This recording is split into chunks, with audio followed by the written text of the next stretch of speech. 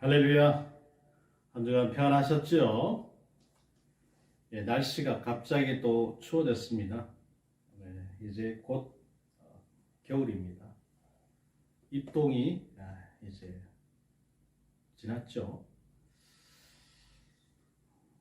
건강들 조심하시고 추위에 가뜩이나 코로나도 또 점점 더 거세지고 감기도 심해지는 것 같으니까 꼭 예방주사 맞으시고 개인위생 철저히 하시기 바랍니다. 자, 오늘은 사무엘하 22장 1절에서 15절의 말씀으로 여호와께서 건지심이라는 제목으로 여러분과 은혜를 나누고자 합니다. 원래는 우리가 25절까지 읽어야 됩니다만 15절까지만 읽었습니다. 자, 사무엘하 22장은 시편 18편과 거의 흡사합니다. 그러니까 통상적으로 시편 18편이 더 완성에 가깝다 이렇게 말을 합니다. 그런데 시편 18편의 부제가 뭐냐면 여호와께서 다윗을 그 모든 원수들의 손에서와 사울의 손에서 건져주신 날에 다윗이 이 노래의 말로 여호와께 아뢰어 이르되 이렇게 되어 있어요. 그러니까 즉 다윗이 그 모든 어려운 고비를 넘은 후에 하나님께 드리는 찬양이다 라고 하는 것입니다. 다윗이 사울에게 겪었던 그 어려움을 포함해서 다윗의 인생의 수많은 어려움들을 믿음으로 견뎌낸 후에 그가 믿음으로 견디는 동안에 경험하고 또 누린 하나님에 대한 깊은 묵상이 묻어나는 귀한 신앙 고백인 것이죠. 뭐 싫든지 좋든지 간에 우리 신앙의 여정에는 어려움이 있습니다. 고난이 있죠. 박해가 있습니다. 또 유혹과 시련이 있어요. 그럴 때 우리는 자주 믿음의 시험대에 서서 우리를 바라보게 되는데요. 이 사무엘상하는 신정 왕정 국가의 두 왕인 사울과 다윗의 이야기죠. 사무엘서는 이 엘가나의 가정 이야기로 시작을 합니다. 말씀이 희귀한 시대에 사무엘은 누구의 기도로 태어납니까? 한나의 그 애틋한 기도로 태어나죠. 그는 이스라엘의 마지막 사사였습니다. 지파 동맹체로 존재하던 이스라엘은 이제 외세 침략에 힘들어하면서 그 문제를 해결하는 그 방법으로 다른 열방과 같은 왕을 요구합니다. 이런 열방의 정신에 부합해서 세워진 왕이 바로 사울이죠. 사울은 그 세우심에 합당하게 열심히 열방의 정신을 줬다가 길보아산 전투에서 전사합니다. 하나님께서 기름을 부으셨지만 하나님의 그 의도대로 나라를 통치하지 못했어요. 세상적으로 자기가 원하는 쪽으로 그렇게 통치를 했죠. 자, 사울의 뒤를 이은 다윗은 긴 시간 고통스러운 도망자의 인생을 살아야 했습니다. 그 어려운 시절은 다윗을 다윗되게 하는 자양분이었지만 힘들고 고통스러운 시간들이었어요. 그러나 그런 다윗의 인생도 이제 저물어 가고 있는 것입니다. 21장에서 우리는 전쟁을 수행하기에 부적합할 정도로 늙어버린 다윗을 보게 되는데요. 22장과 23장은 그런 다윗의 인생을 이제 요약해 놓은 신앙 고백인 것입니다. 22장은 지나온 세월에 대한 다윗의 신앙 고백이죠. 그리고 23장을 넘어가게 되면 다윗의 유언이 나옵니다. 그래서 이 사무엘하 22장, 23장은 다윗의 인생을 볼 수 있는 아주 소중한 장이라고 할 수 있겠어요.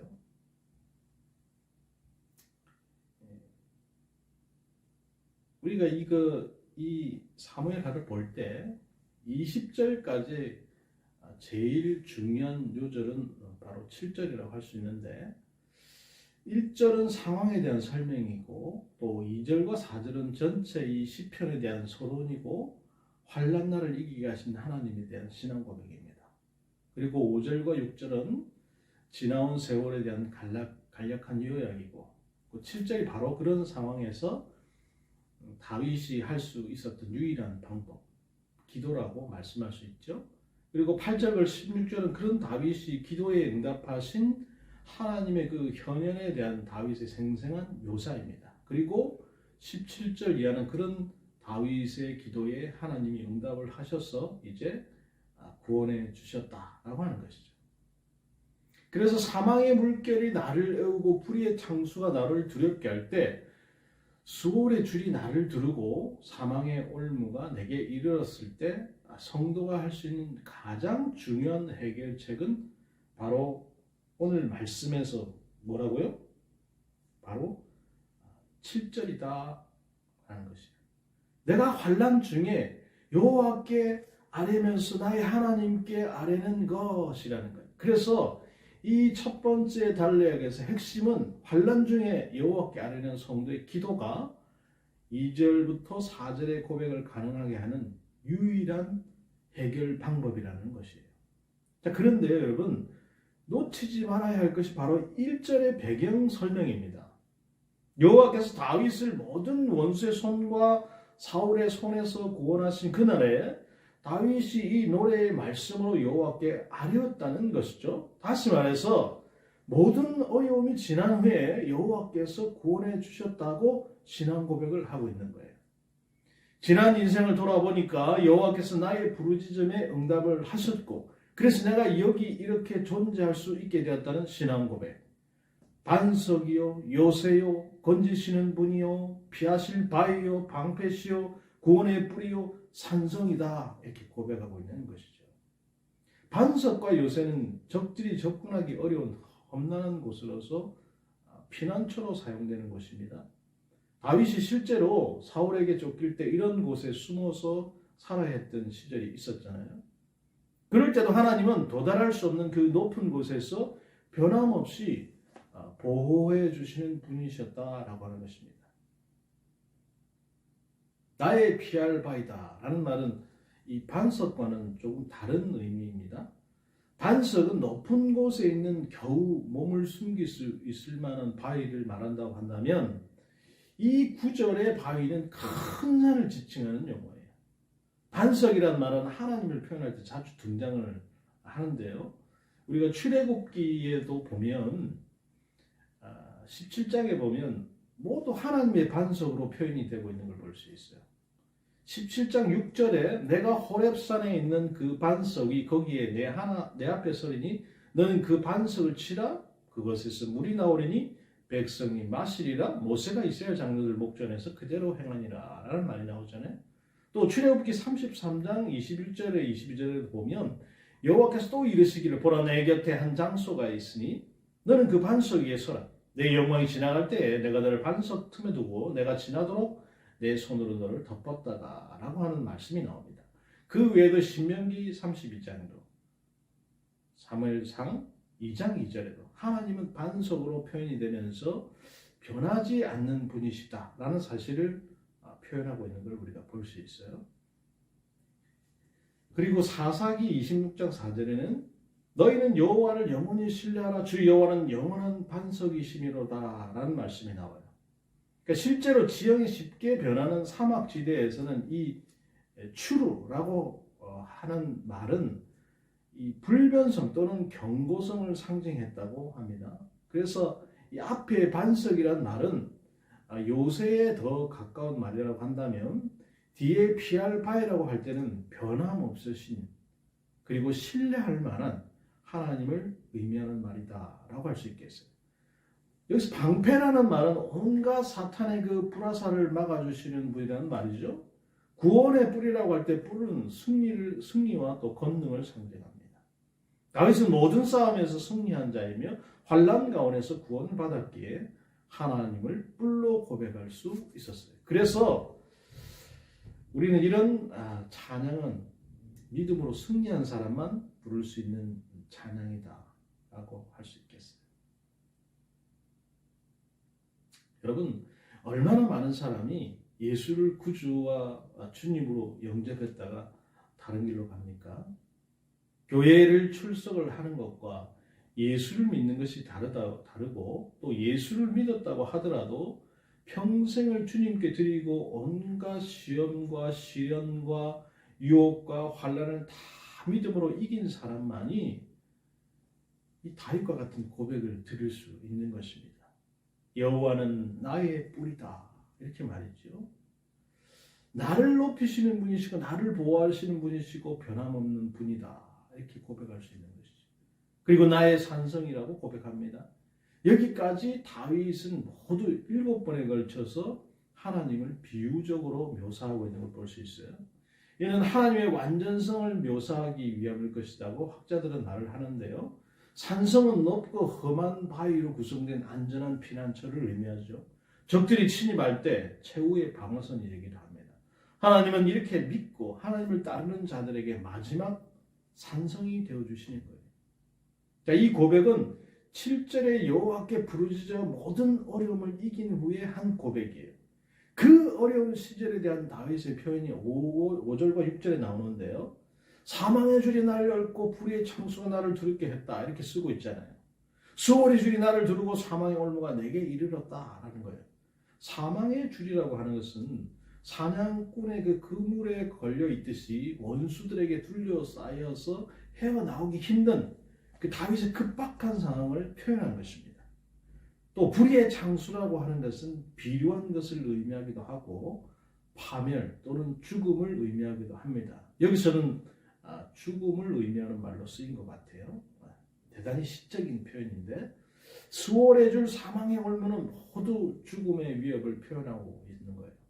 그리고 8절 이후에는 이제 하나님이 현현하시는 모습이 기도 응답이라는 것을 말씀하고 있어요. 현현 말이 좀 어렵죠.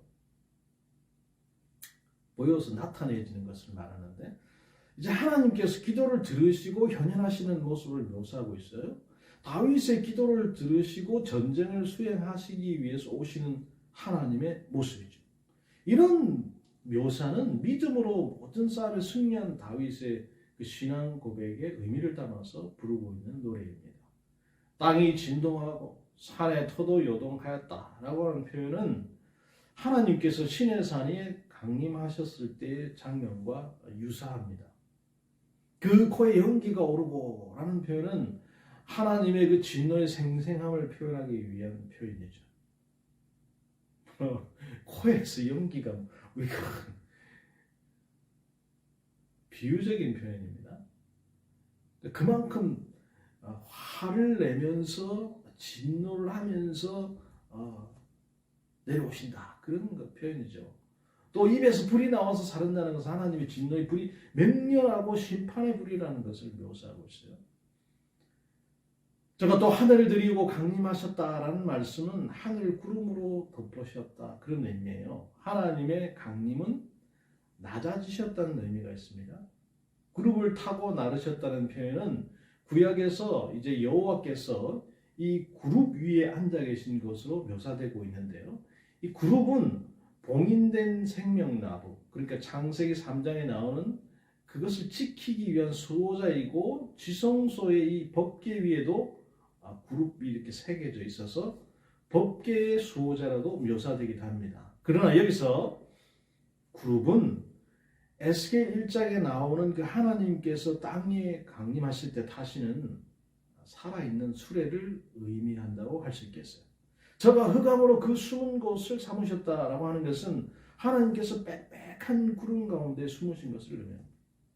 하나님께서 구름 속에 자신을 감추지 않으시면 악인뿐만 아니라 의인들도 죽기 때문에 그렇습니다. 구름 가운데 현현하시는 모습을 자주 등장하는 모습을 보게 되는데 결국 여호와께서 하늘에서 내성을 발하시고 그 살을 날려서 저희를 흩으시는 거예요. 그러니까 여러분 하나님께서 여러분 앞에 나타났다고 생각을 한번 해보세요. 실제적으로 하나님께서 내 앞에 딱 나타났다. 모든 사람은 죽습니다. 성경이 그렇게 얘기하잖아요. 모두 죄인이기 때문에 하나님 앞에서는 모두가 죄인이지 않습니까? 그래서 하나님께서 구름 속에서 완벽하게 나타나시지는 않는 거예요. 자, 그래서 이제 물밑이 드러나고 세상에 터가 나타났다고 노래하는데, 이 말은 다윗과 그의 대적들의 상황이 완전히 반전된 것을 의미합니다. 그러니까 다윗이 승리하게 되었다는 거예요. 무엇 때문입니까? 하나님께 기도하고 그 기도에 하나님께서 응답하셨기 때문에 그렇게 된 것이죠. 결국 다윗은 하나님이 많은 물에서 나를 건져내셨다, 이렇게 고백하는 걸 볼 수 있어요. 자, 그래서 20절까지의 이 핵심은 환난날의 성도가 할 수 있는 가장 중요한 특권이 바로 기도이고, 다윗은 그런 기도 응답으로 오늘 존재할 수 있었다라고 신앙 고백을 하고 있는 거예요. 다윗이 그 어려운 날을 이겨내고 하나님의 은혜를 찬양하고 있는 모습이 얼마나 감동으로 다가옵니까? 또 여호와께서 하셨다라고 하는 이 신앙 고백도 다시금 우리에게 귀하게 가슴을 울리는 그런 말이라고 할 수 있겠어요. 여러분들은 하나님께 기도하시면 하나님께서 매번 응답을 해주십니까? 아니면은 때때로 응답하실 때도 있고 안 하실 때도 있고, 그럴 때 여러분은 어떻게 하십니까? 하나님께서 여러분들에게 기도했는데 응답이 다 왔어요. 눈물을 흘리면서 자복하며 주여 감사합니다 라고 이 다윗처럼 고백을 합니까? 아니면은 아이고 오늘도 내가 잘해서 그냥 된 거지, 이렇게 생각하십니까? 조그만 거에도 우리가 기도하면 하나님께서 응답하셨다고 하면 감동이 있어야 되는 것이죠. 그래야 하나님께서 또 기뻐하시고 우리의 기도에 응답하실 텐데, 좀처럼 감동하지 못하는 현대인들의 모습을 보게 됩니다. 교회 안에서도 감동하지 못하는 우리들의 모습, 다시 한번 돌아봐야 되겠죠. 자, 21절 말씀입니다. 여호와께서 내 공의를 따라 상 주시며 내 손의 깨끗함을 따라 갚으셨다라고 말씀하고 있는데, 이거 참 대단히 교만하게 들릴 수 있는 본문이지만 이 본문의 내용적인 의미는 교만한 내용은 아닙니다. 여기 공의와 손은 말씀에 대한 마음으로부터의 순종과 또 손과 발로 하는 순종을 의미하는데요. 여기서 말하고 있는 이 다윗의 공의는 하나님의 말씀에 순종하려 했던 삶을 의미한다고 볼 수 있어요. 그 어려운 상황에서 요동치 아니하고 말씀의 원리를 따랐던 그 삶의 의미, 그것을 의미하는 것이죠. 손의 깨끗함이라고 하는 것은 자신의 손으로 보복하지 않았다는 것이죠. 말씀을 따르기 위해서 피를 묻히지 않았다는 거예요. 따라서 깨끗한 손은 말씀에 대한 순종을 받는 그런 말씀입니다. 그렇게 어려운 상황에서 말씀의 원리를 지키기 위해서 타협하지 않았다는 신앙 고백을 하고 있는 것입니다. 지난 시간에 우리가 시므이에 대해서 말씀을 드렸잖아요. 시므이가 어떻게 했습니까? 네 손에 피가 묻어서 너는 쫓겨나게 될 것이다. 가거라 저주를 퍼붓잖아요. 근데 다윗은 그렇게 하지 않은 거예요. 자기 스스로 하나님 말씀 가운데 자기는 살았다고 생각합니다. 피를 묻히지 않았어요. 사울을 죽이지도 않았습니다. 어떻게 그렇게 할 수 있었습니까? 22절에 이는 내가 여호와의 도를 지키고 악을 행함으로 내 하나님을 떠나지 아니하였으며 라고 했어요. 여호와의 도를 지키고 떠나지 않았다. 이것이 여러분 핵심입니다. 신실함은 여러분 저절로 생겨나지 않는다고 말씀해요. 말씀에 대한 굳은 그 신뢰와 그 말씀을 지속적으로 묵상을 하고 그 말씀을 떠나지 않는 신실함만이 어떤 상황이 와도 하나님께서 말씀하신 그 삶에서 벗어나지 않게 한다라고 하는 것입니다. 하나님의 형상으로 인간의 책임은 하나님을 떠나지 않는 거예요. 여호와의 율법을 즐거워하면서 그 율법을 주야로 묵상하는 사람이 되는 것입니다. 기독교는 여러분 누가 뭐래도 말씀의 종교예요.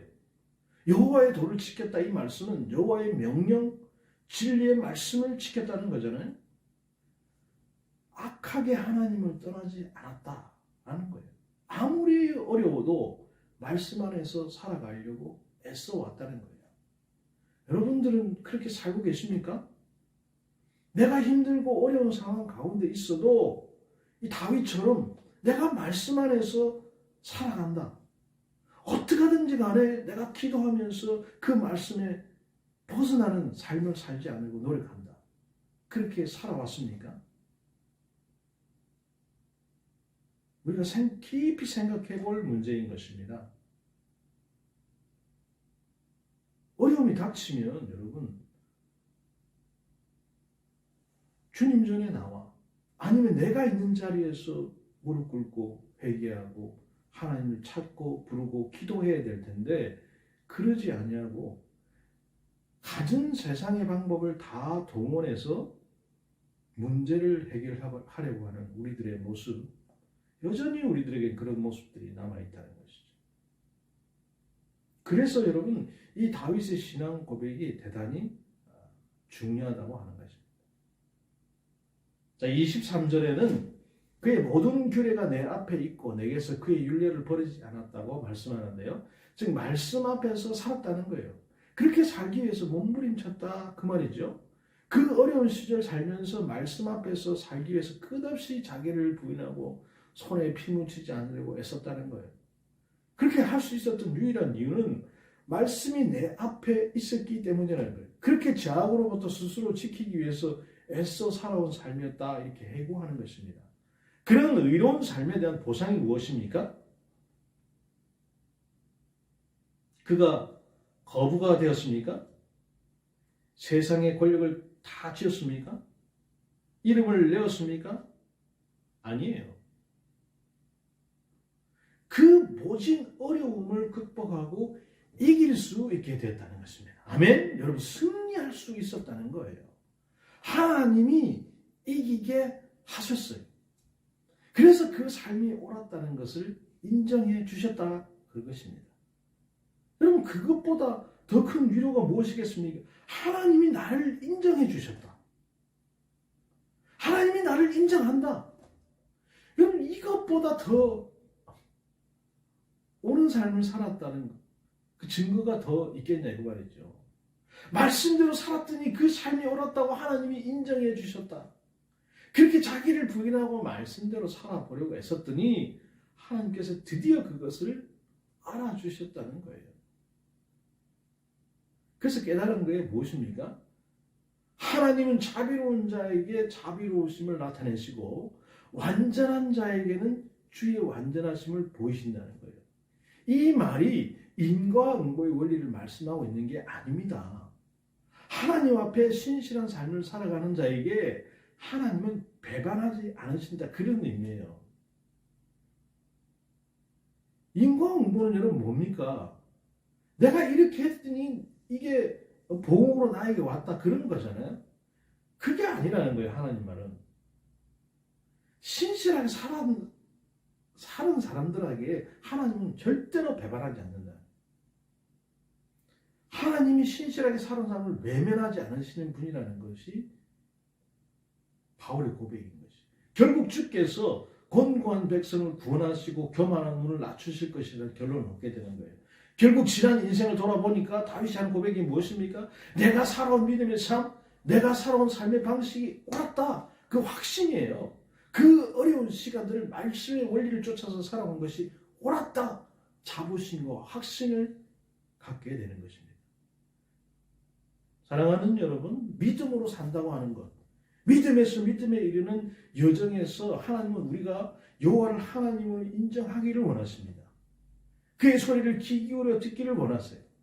그의 길을 따라 걷기를 원하십니다. 마음을 다하고 뜻을 다하고 성품을 다해서 순종하기를 원하세요. 그런데 그 여정에는 어려운 날들이 많이 있습니다. 그 환난 날에 여호와께서 기도하는 것은 성도에게 주신 특권이에요. 성도의 특권을 우리가 저버려서 되겠습니까? 그럴 때 하나님께서 성도의 기도를 들으시고 응답해 주시고, 그러나 그 삶의 배후에는 신실하게 살아내야 하는 우리들의 삶이 있는 것입니다. 생활이 있어요.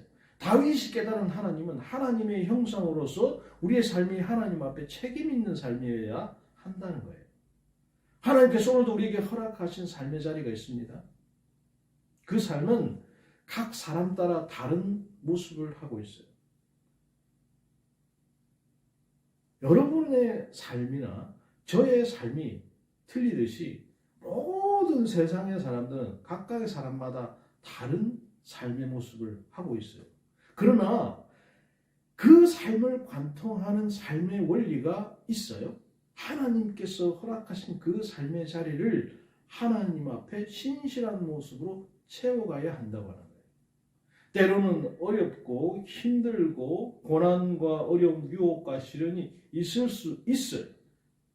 성도는 우리의 목자가 되시고 피난처와 반석이 되시는 하나님을 매일 우리 앞에 모시고 이겨나가야 하는 것입니다. 그런 삶을 하나님이 기뻐하신다라는 것입니다.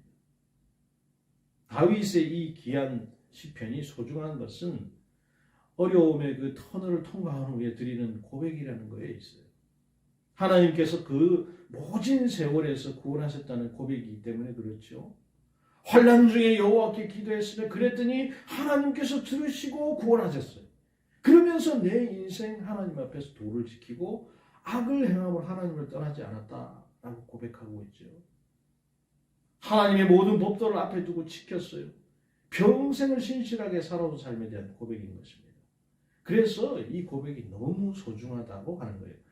언제나 우리도 우리 인생을 되돌아보게 될 때 이렇게 고백할 수 있다면 얼마나 좋겠습니까? 여러분의 인생을 다시 한번 이렇게 쭉 돌아보면서 정말 하나님께서 모든 것을 다 하시고 다 이끌어 주셨구나. 이 얼마나 소중한 고백이냐는 거죠. 사랑하는 여러분, 오늘 하나님께서 선물로 주신 귀하고 소중한 날입니다. 하나님께서 함께 하셨음에 대한 감사와 말씀 앞에서 살았던 이 다윗의 삶을 본받고자 하는 거룩한 노력으로 채워가는 복된 날이 다 되시기를 주님의 이름으로 축복합니다. 그리고 말씀을 통해서 오늘 보여지듯이 이 다윗의 고백이 저와 여러분들의 고백이 되어서 하나님 앞에서 신실하게 삶을 살아가는 저와 여러분들, 또 우리 예수 온회교회, 또 이 시간 예배를 드리고 있는 우리 모든 성도들이 다 되시기를 주님의 이름으로 축복합니다. 감사합니다. 그렇습니다, 여러분. 다윗의 인생 정말 고난의 연속이잖아요. 우리의 인생도 되돌아볼 때 고난의 연속이 있는 상황들이 너무나도 많이 있었습니다. 그렇지만 그 고난의 삶 가운데서도 늘 우리가 기도하고 간절히 부르짖고 할 때 하나님께서는 되돌아보면 늘 응답하셨다는 걸 우리가 알 수 있죠. 우리의 인생을 다 끝날 때, 또는 이제 11월 달이지 않습니까? 이제 한 달밖에, 두 달밖에 남지는 않았지만 이 마지막 이 올 한 해를 또 보내는 그 시간 가운데 하나님께서 또 이 한 해 얼마나 우리에게 많은 큰 일을 하셨는가 다시 한번 돌아보는 귀한 시간이 됐으면 좋겠습니다. 그래서 여러분들의 고백이, 그 나오는 입술의 고백이 하나님께서 오늘도 나를 건지셨구나 라고 하는 그런 귀한 믿음의 고백들이 입술에서 터져 나오시기를 주님의 이름으로 축복합니다.